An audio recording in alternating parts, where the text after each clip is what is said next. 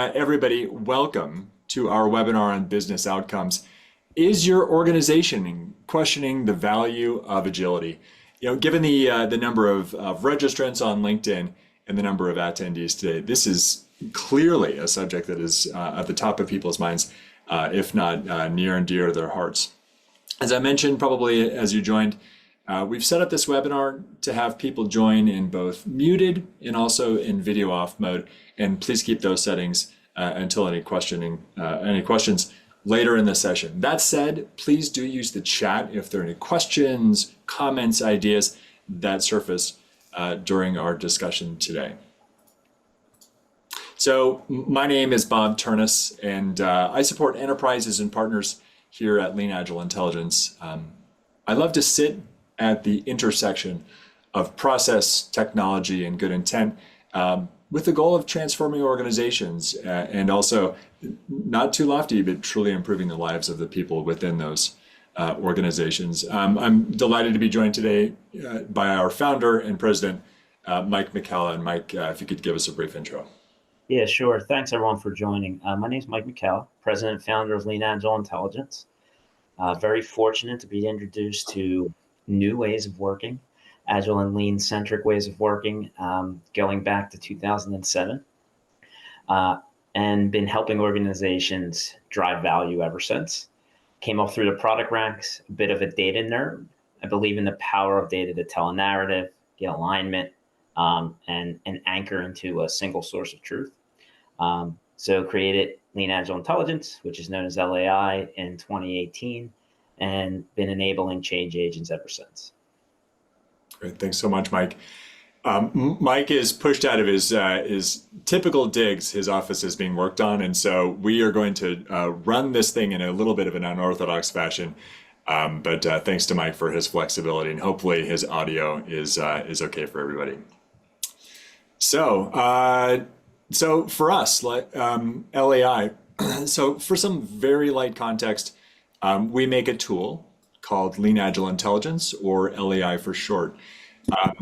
While we're going to sprinkle some LAI goodness throughout our discussion today, this is hardly going to be a commercial for our tool. We're both kind of process and framework wonks, and we really want to delve into in a platform and technology agnostic way the challenges that we see in the industry and how to solve those. That said, though, we did a webinar a couple of months back, and at the end, one of our participants asked, "What is LAI?" And we said to ourselves, we got so far into the process, and I'd like to think thought leadership, at the very least, talking about the phenomenology of lean and agile in the industry. We actually didn't talk about ourselves at all and how we monetize. So we're going to include some of the details around our platform today, and hopefully we'll nail that kind of tightrope walk between agnostic thought around lean and agile and a little bit of platform specific sprinkles. So in very short, and we'll dig into this later, but we're a platform that assesses current state and provides resources for lean and agile change agents to drive better transformations. Now, in the context of this webinar, we are an enabler that lets those same change agents drive and tell the narrative around agility and change thereof with data. So with that as a little bit of context, let's talk about current state and the frustrations, I'm guessing, that drove some of our attendance today. So this one's a doozy. Has anybody ever heard this? We trained everyone, so we're done spending money on Agile, right? It's a done deal. Or this one. Why am I not seeing faster deliveries? Why does it still take so long to get the feature that I want out of the system? And agility, by the way, to be fair, sometimes turns hard no's into not yeses, but for somebody waiting on a specific feature, not yet still doesn't quite feel like a yes. Here's a good one. Why are there still bugs? I thought we fixed it. This is a two-parter, looking at quality as a binary scale, and also treating the complex environment of a tech organization as a single entity. I love this. I love hearing this stuff. And then this is a classic objective or an objection that comes in many forms. Why are we spending 2 days planning every quarter? I thought we were already agile. I thought we already had done the agility. Or why do we spend time every day on a stand-up or a scrum of scrums? Or why are we spending money and effort on coaches for teams? They're already agile. And in short, why do we spend so much time, energy, and money on agility? So here's a classic one. Why isn't the team's velocity going up? And so summarizing this phenomenon, for many organizations, agile transformation promised increased adaptability, faster innovation, and more engaged teams. However, as agile practices become established, transformation leaders often face a challenging question from executives, from stakeholders, and even team members, which is Agile delivering the promised value? If you're hearing these things, like first off, I feel like this is kind of like the Agile Coach Commiseration Hour. Trust me, you're not alone. BCG, McKinsey, and Bain all see this phenomena, which is that transformation is hard. We actually did a pretty good webinar on this, talking about leading causes for the failures of transformations. It was a month back. We'll post the link in the chat here in a bit. But suffice it to say is that transformation is difficult, and transformations, at least the transformation, or doesn't necessarily meet initial objectives over time. So why do we have these failures? And Mike, I'll turn it over to you. I think this is one of your favorite sections. Yeah, thanks, Bob. So as software development started to evolve way back when, as you all know, we use the waterfall method, right? And that was apparent that software is too complex, right? People are knowledge workers. They need to have autonomy. And that was really what drove the mainstream Agile, right? The Agile movement, right? That we needed to work in an empirical way. And that is learning by doing. And so when you think about software development, the complexity involved in these organizations, who can argue with, hey, let's deliver small increments that deliver value sooner. Let's ship often, right? So we can get feedback from our customers. The longer something waits, the more the realization of value is delayed, right? And how do we know that we're hitting the mark, right? So what we've learned here was agile software development is done in a better empirical way, agile way. Agile is built on empiricism, where we inspect and adapt along the way. And so why is this failing? We know it was better than waterfall, right? Why are we in this point as change agents? And we have a perspective on that. The issue is a lot of these issues were self-inflicted by the Agile community. Right? We sold Agile as a one-time solution. Take a pill and you'll be fixed. We sold Agile as, here's the process that needs to be followed. All you need to do is this.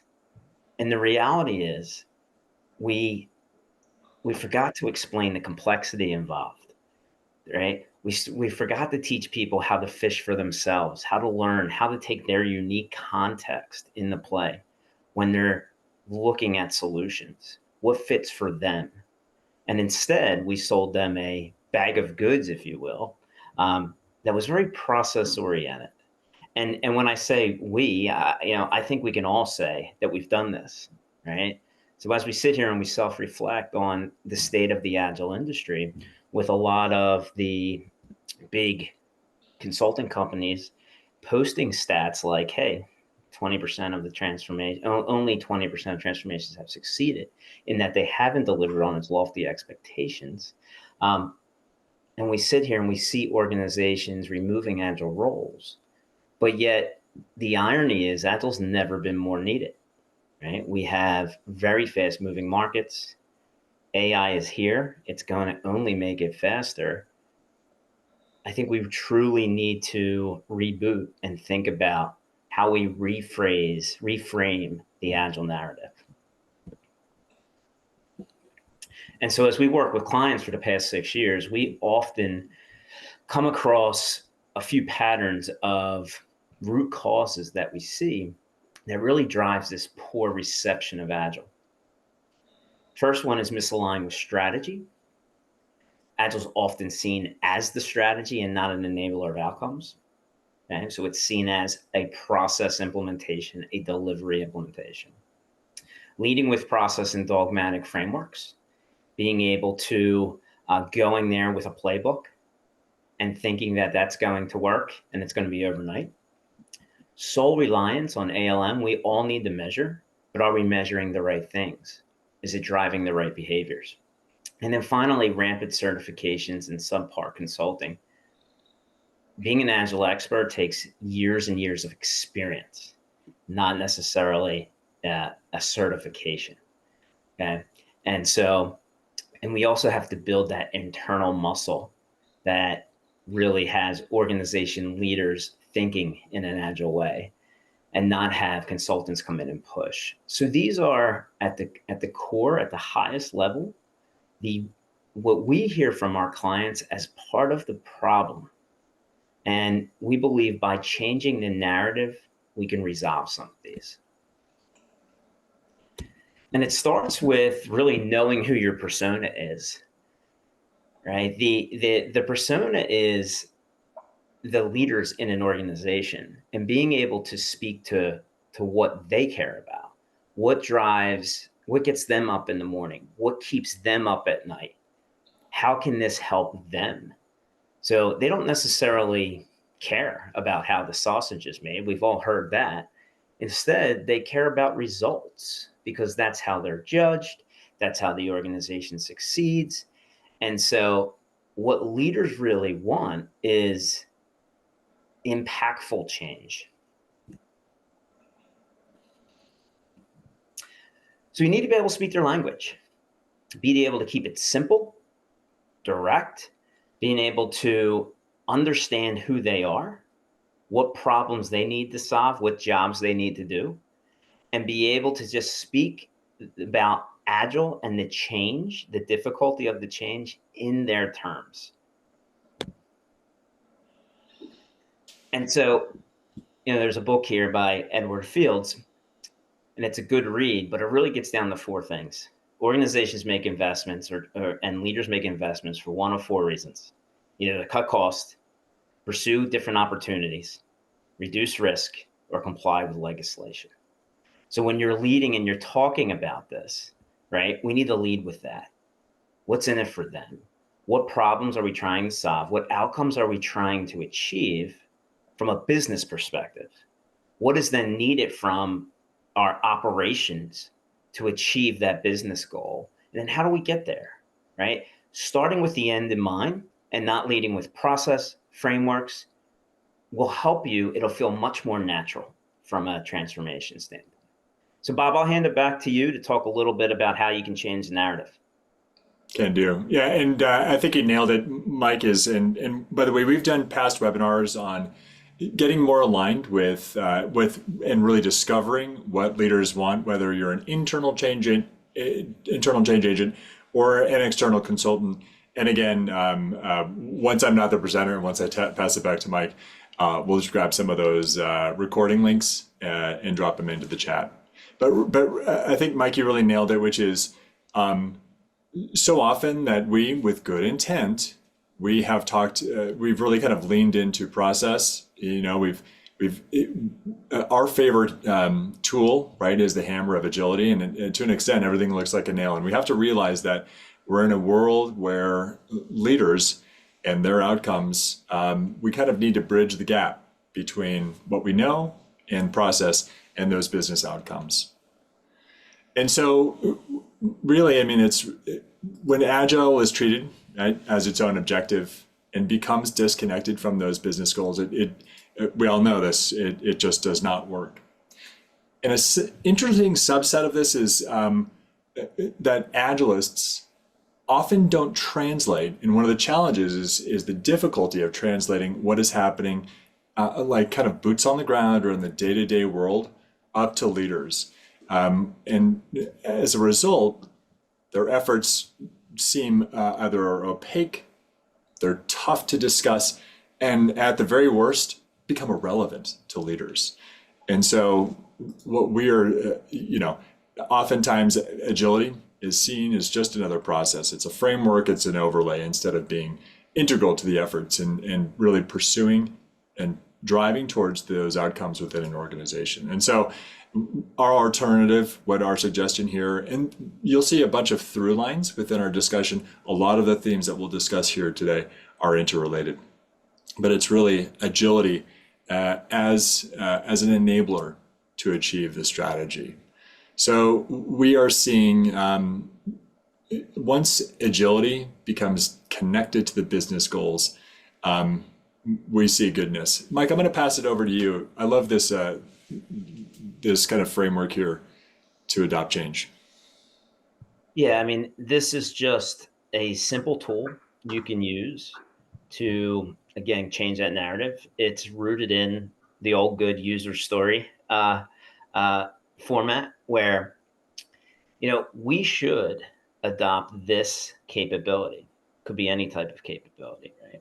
So that we can meet this organizational goal. That's usually an operating model goal, right? Being able to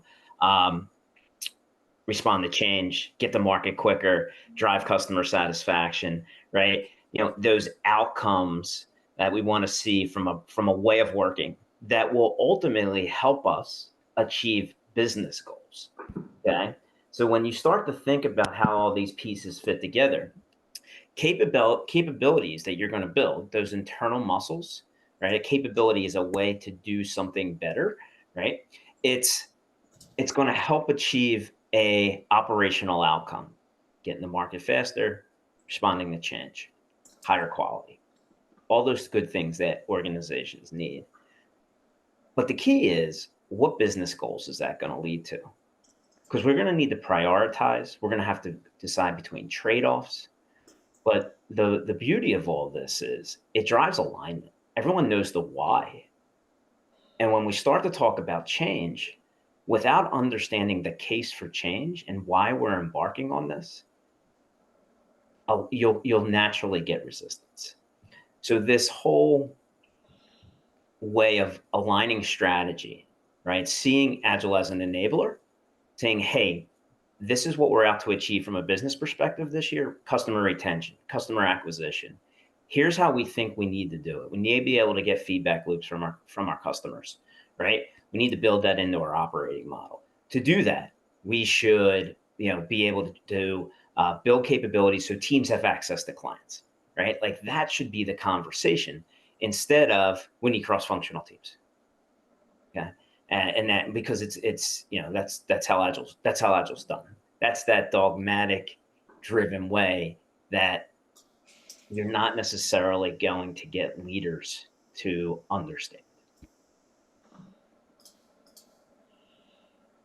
So just to land this plane, here's an example, right? And we know a lot of organizations, like some people on this call will say, SAFe, but SAFe has great patterns. You can't argue with, aligning 2 months worth of work and getting everyone to align on objectives. So talk about PI planning, right? That then gets embedded down in the sprint planning, which really allows teams and organizations to respond to change. Okay. And that's going to help us achieve our business goals, right, of customer retention, which ultimately is going to lead to continued annual revenue. Right. So those connections can be made very, very simple on why we're doing it. And often, we as change agents fail to omit that story and fail to mention what the real value is of it. Yeah, good points on this. And if I could backstop the point that you've made, Mike, is A, starting with the WIFM is critical, and then B, maintaining consistency in your message, even to the point where it seems redundant to you as a change agent, and it may seem super obvious. But remember, especially when somebody is only interfacing with the Agile enterprise once or twice a quarter, you may need to just continue to remind them about the outcomes. Keep repeating these until somebody tells you not to do it. That's my only piece of advice on this end. Agreed. So the benefits are keeping us aligned. As Bob mentioned, keep repeating it. Why are we doing this? Why are we doing this? For the sake of the business, right? We're not doing this for sake of process. We're doing this to be able to survive in these fast-moving business environments, right? Led by AI, drive alignment and collaboration. And it's also going to help us inform what we measure. We should be measuring the outcomes. We should be looking to correlate how fast did we get to market? Were we able to respond to change? Did it actually lead to customer retention, customer acquisition, et cetera? Being able to look at those operational improvements and did it actually move the needle is part of the secret sauce.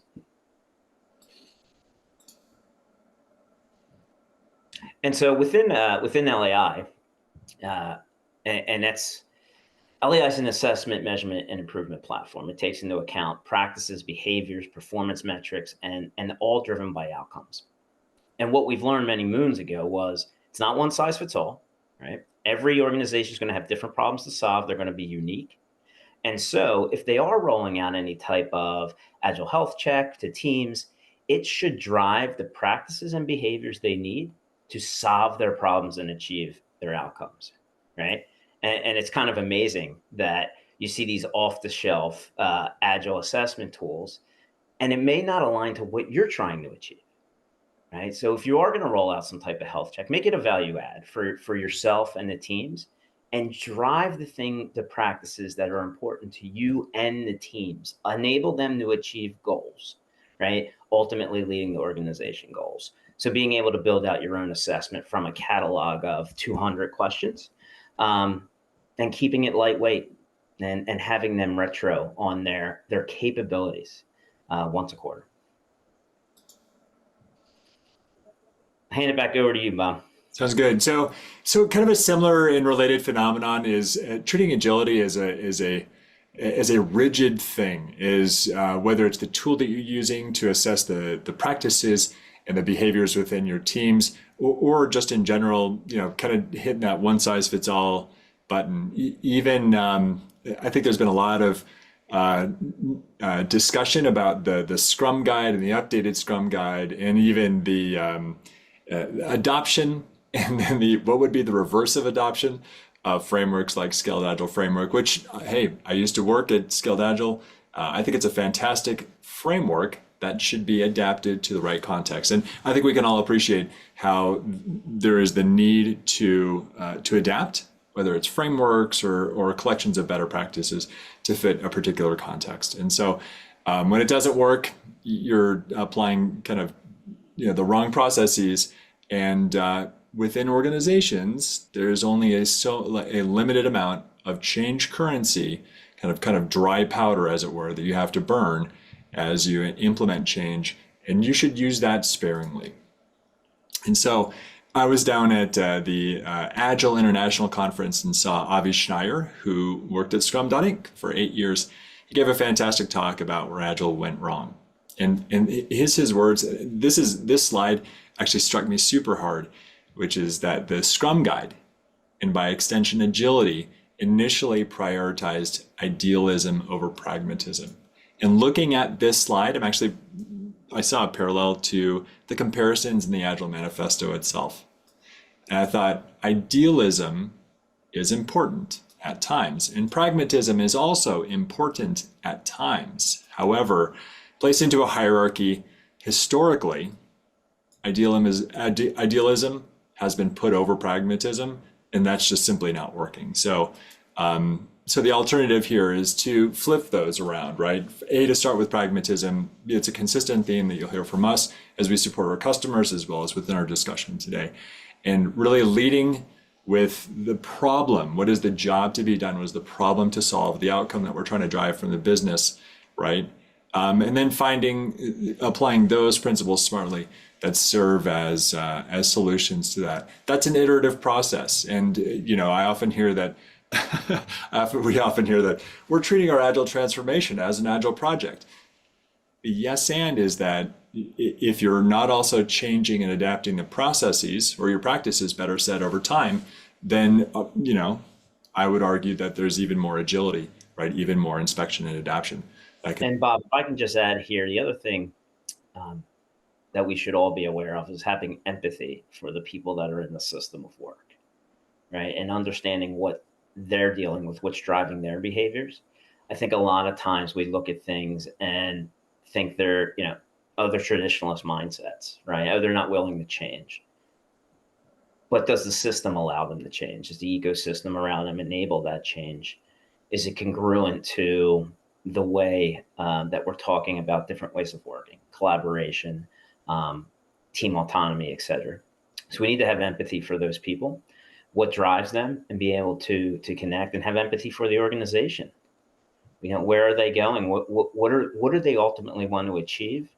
Why are they in the position of where they are, and how do we coach them out of that and get them to achieve small wins, right? To Bob's point, be able to experiment with practices, achieve small wins, and gain that momentum, all while having empathy for the people in the system.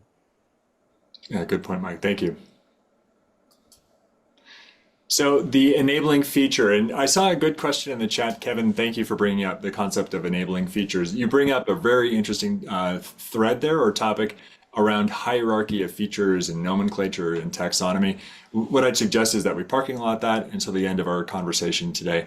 When we talk about enabling features, we're talking about the things that we deliberately built into the LAI platform to make sure that we're able to enable the change agents to drive more successful transformations.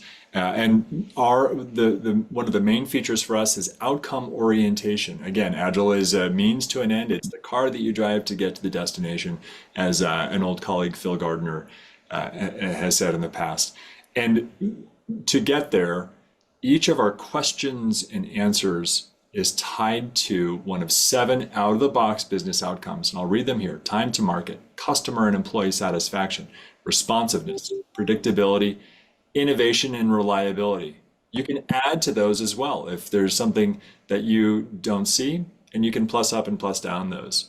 What's great about that is that you can look at both designing assessments that match those outcomes, and then in the outcomes, or in the results better said, once you've taken your assessments, you can use the results to either sight read and through interpretation as a coach, you can look at those results and drive to specific outcomes. But we've also given you a level of automation, or better said, technology reinforced recommendations, something in the middle called the coaching assistant. And by a manual and deliberate weighting that a coach can apply to those 7 outcomes, we then create recommendations on those practices that either individual teams or the overall system should adopt, enhance, improve on as you look to pursue these individual outcomes. So if you're looking to talk to a leader and they like, hey, what I really want is more innovation, right? What I really want is more responsiveness. You can say, look, there is this practice that we either do great and it's fantastic. I'm telling the story about how Agility is doing a better job within XYZ Corp. You can also say we've identified an area that we need to improve on, leader, that's going to get you a better outcome. Mike, what am I? Bob, just to summarize that, what we've learned over the years is you have your ALM tool that has your quantitative metrics. You have health checks where teams have rich conversation on what they need to do better. And the outcome of all this, the input to deciding what to improve upon, because Agile is about continuous improvement, isn't, oh, we don't do this practice well, so let's do it. It might not be relative to you. The input for improvement is, what are our short-term goals? What are our long-term goals? What capabilities are going to allow us to achieve that? So it's asking the same question that we showed you in the beginning. Hey, we should do this. We should get better at backlog refinement because, we only deliver 3-4 times a year. It could be a problem in of itself, but we have to make sure we get the right people involved. It's very complex, a lot of different users. And like having that conversation and posing that conversation. So when you're looking about improving, you need to consider goals. Rather, it's not necessarily a foreign idea, right? But that should be the core input for teams is, what are you after? What problems are you trying to solve?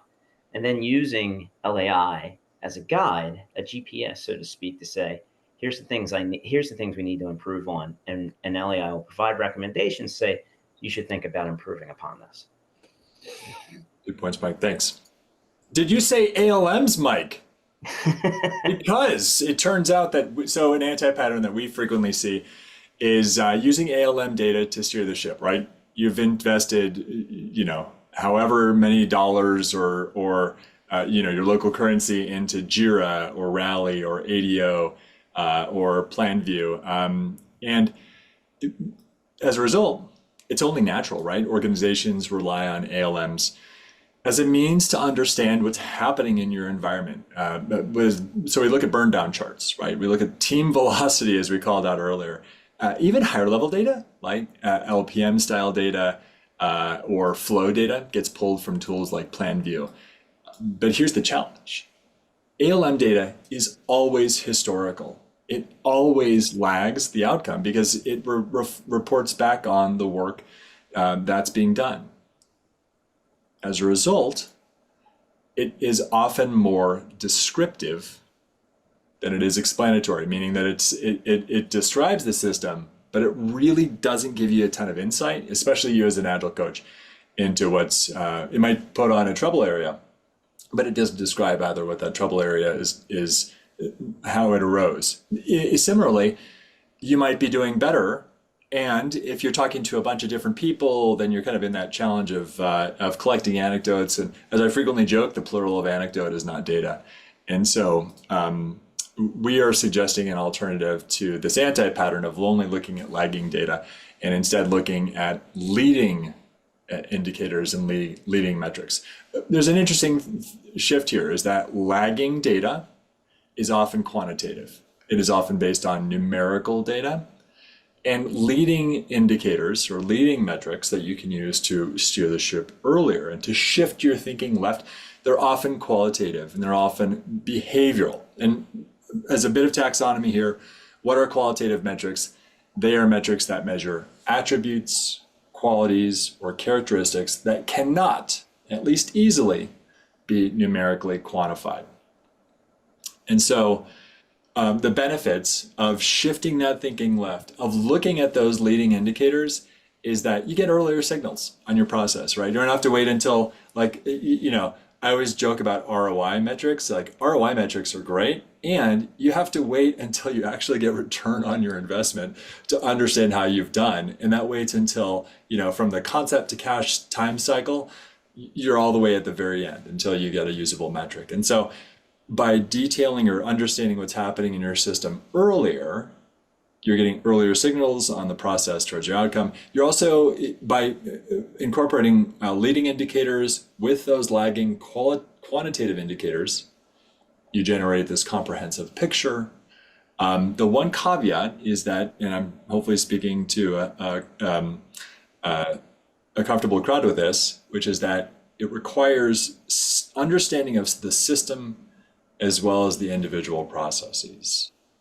Anything there? Yeah, just to add to one last thing that you said there was, a lot of times we're seeing this movement in the industry towards more qualitative metrics, basically to understand the frictions in the system, as Bob mentioned. Like, where are teams struggling? We're seeing a big movement in developing experience, right? Where are the developers having frictions of being slowed down, tooling, training, etc. You can bring that up to even the team level, right? Where are the teams facing frictions from an outside process perspective, training, tooling, etc. So the way to kind of data derive and drive and really get a feel for why are things happening and where are the frictions is to collect qualitative data, right? Putting it on a scale of 1 to 5 allows you to qualify intangibles. So how well are they doing this practice? How well is this behavior being how well is this behavior being consumed at the organization level? How are they feeling? Like, yes, that's important. What type of sentiments are there? So all those things are very important to understand why things are going on the way they are, and just give you a little more insight so you can act along with the quantitative metrics. Yeah. Good thoughts by Peter in the chat, by the way, is that a lot of the metrics that ALMs provide are by default lagging, but the data for leading indicators is readily available as well.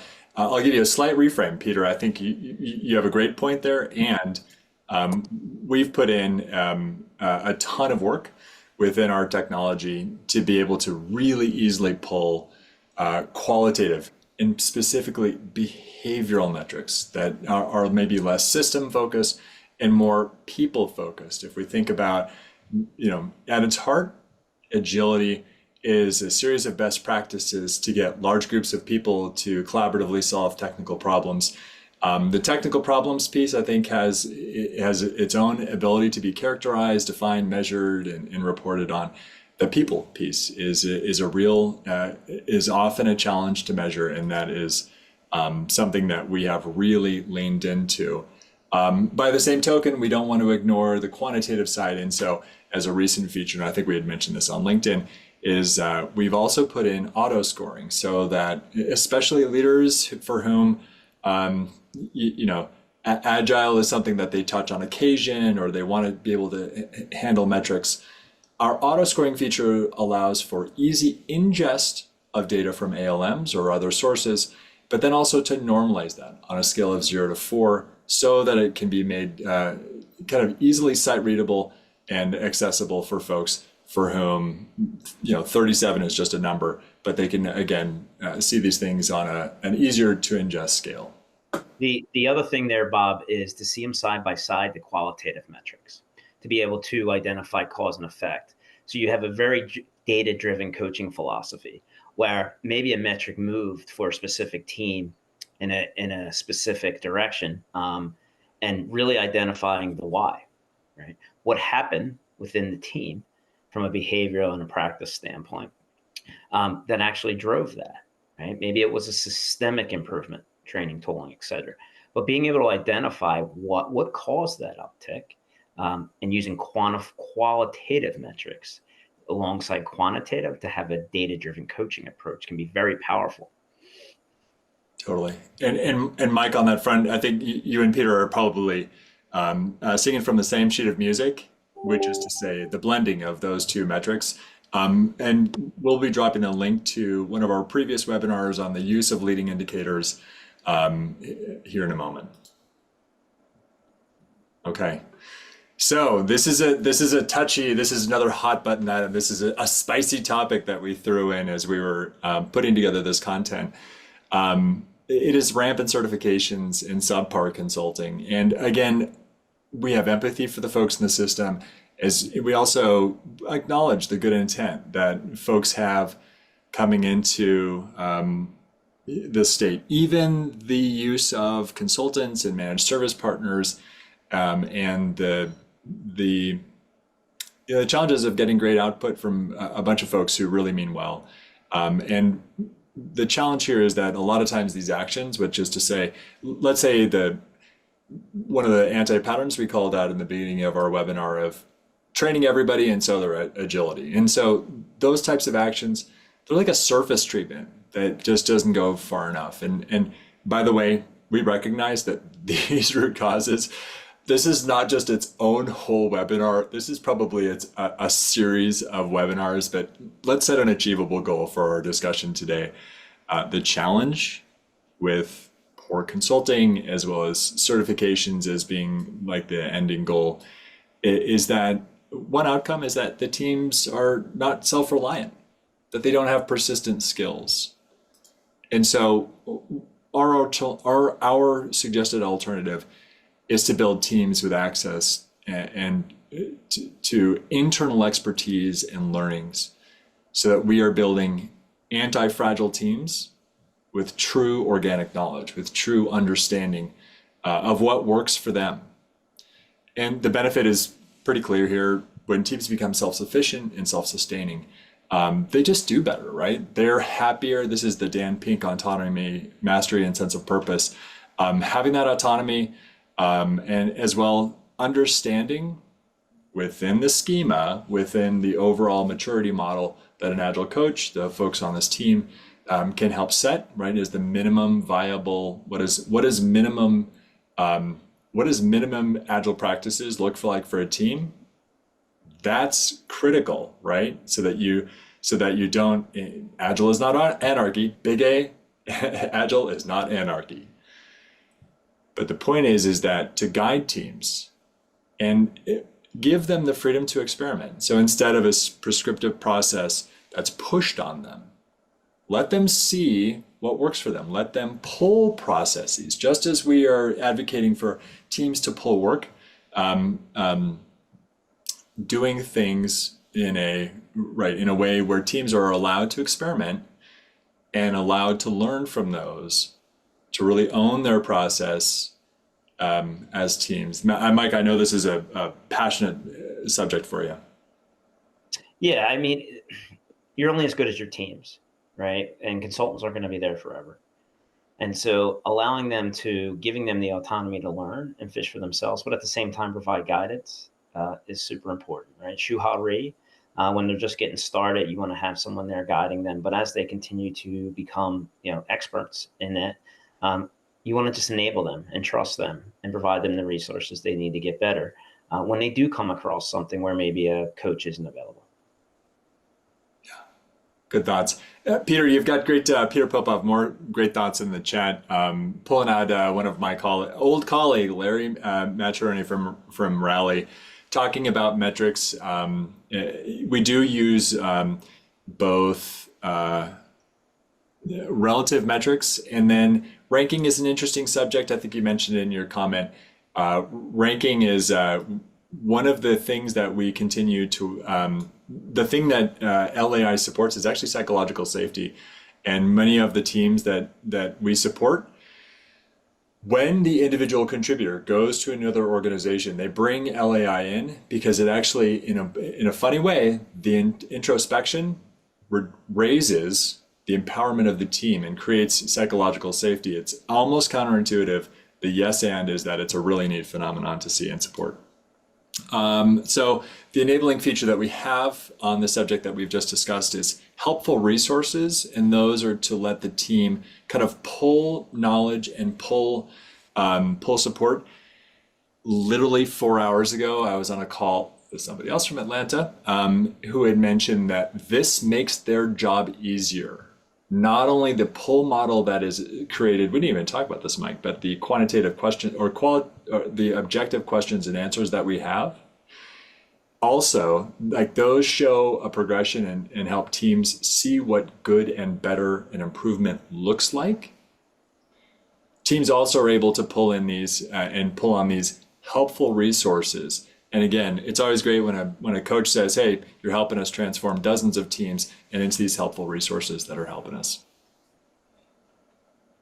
So hopefully through this discussion, as well as Prima, if you drop in the other webinars that we've recently given into the chat, that'd be super helpful. We want to help you guys tell the story of improvement, be more effective as change agents, be able to align with outcomes and better speak leaderese. But we want to help you guys tell a story that is oriented to outcomes, that is data-driven, that is comprehensive, and yet at the same time, super simple. So that concludes the majority of our content. If you like what you've seen, and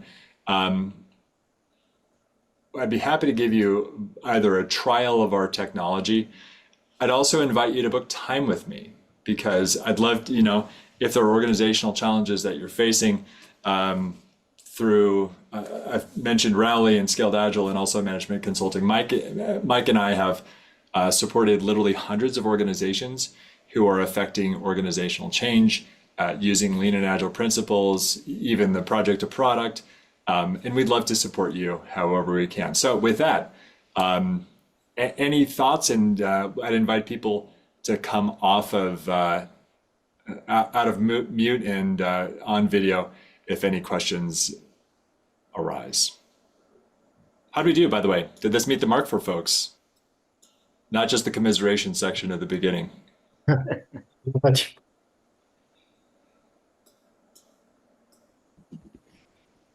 David, thanks for the kind words about the great session. And let me throw in my meeting link. Good insights. Peter, thank you for the kind words, as well as thanks for the participation.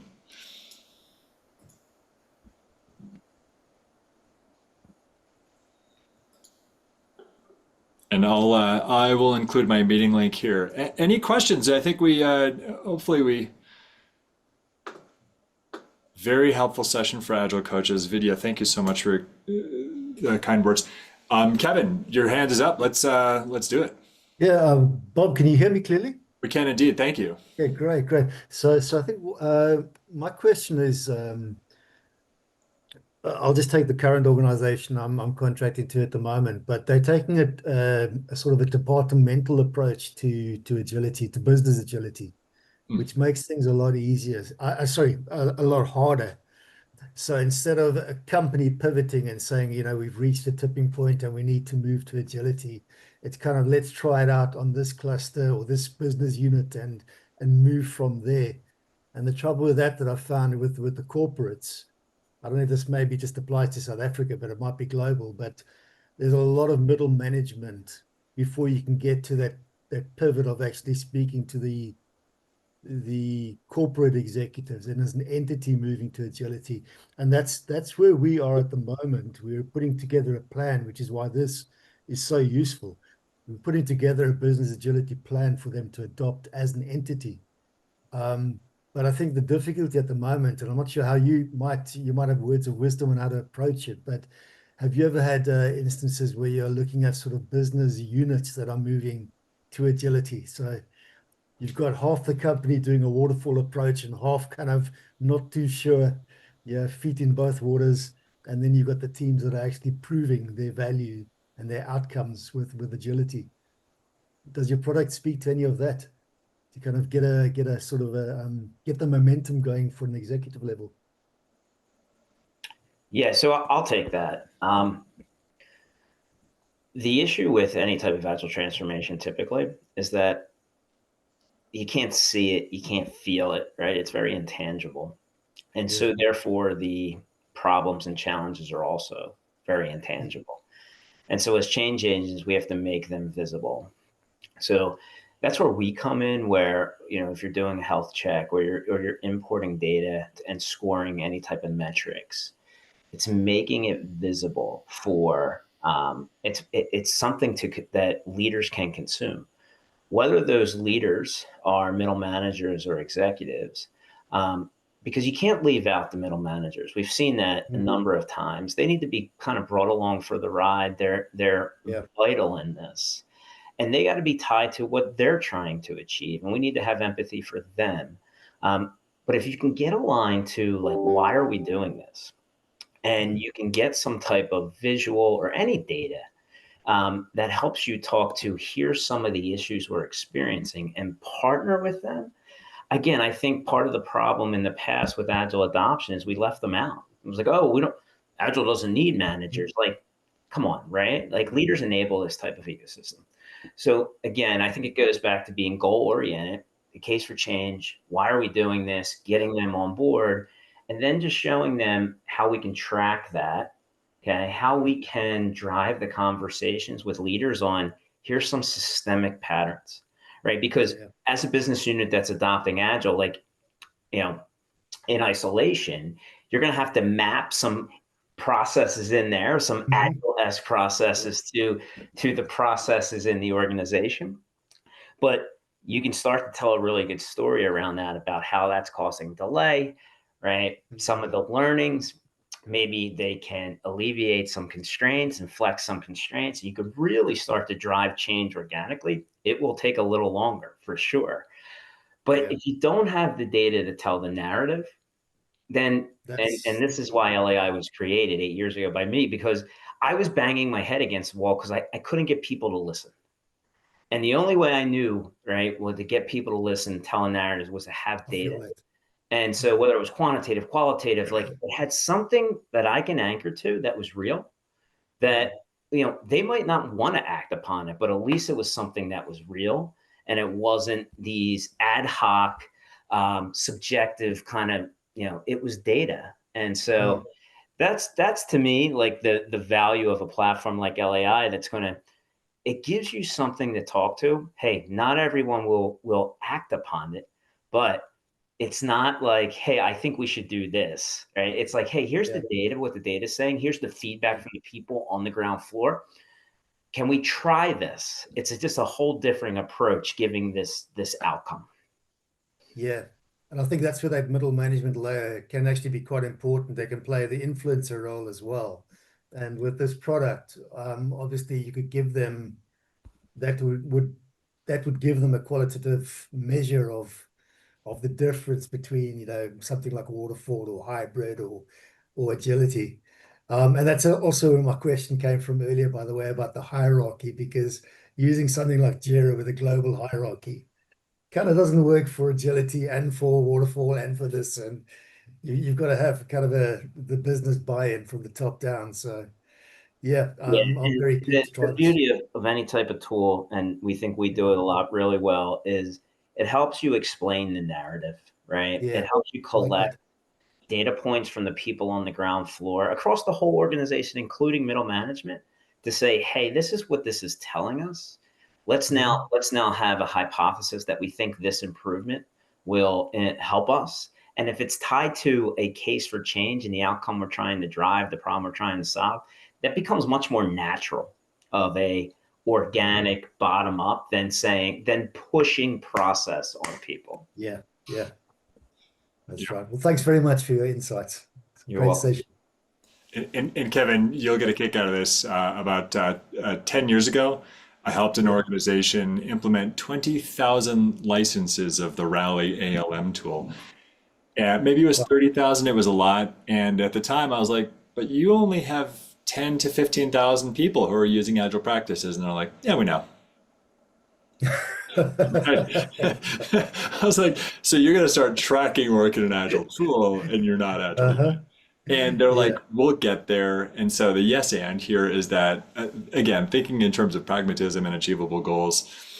Mm. Peter, good guess, but no. And anymore, we're going to start mining the rest of the Fortune 50. But the point is that, yeah, I mean, there will be kind of the best possible solutions, Sure.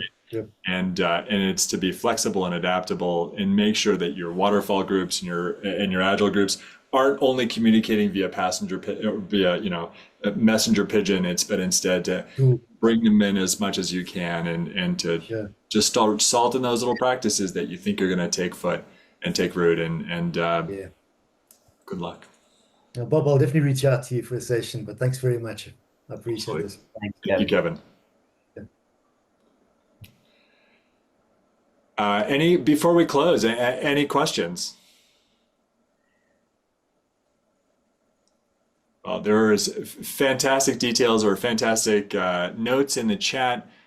We have dropped in our past webinars. Please make sure that you grab those, because this chat will not be persistent, and this is your chance to copy and paste them. Prima, thanks again for dropping them into the chat. My meeting link, I will drop that in one more time as well. And that is a little bit higher, but I would encourage you to drop some time with me. We'd be so delighted to host a trial of this technology if you need to see this in your own context. And otherwise, these sessions are a ton of fun. Thanks so much for the engagement, Mike. Thanks for the collaboration on great content, Prima. Thanks for the slides. Just some call outs to our internal team here. And barring any additional thoughts, I think we'll close up shop here. Thanks, Bob. Share the same sentiments. Thank you, everyone, for joining. And thanks, team, for putting this together and collaborating. Great. Thanks all. All right, bye-bye. And Ed Hankin, go Birds. Yeah. I just dropped that in there. That's right. I love it, Ed. I love it. Take care all. Thanks.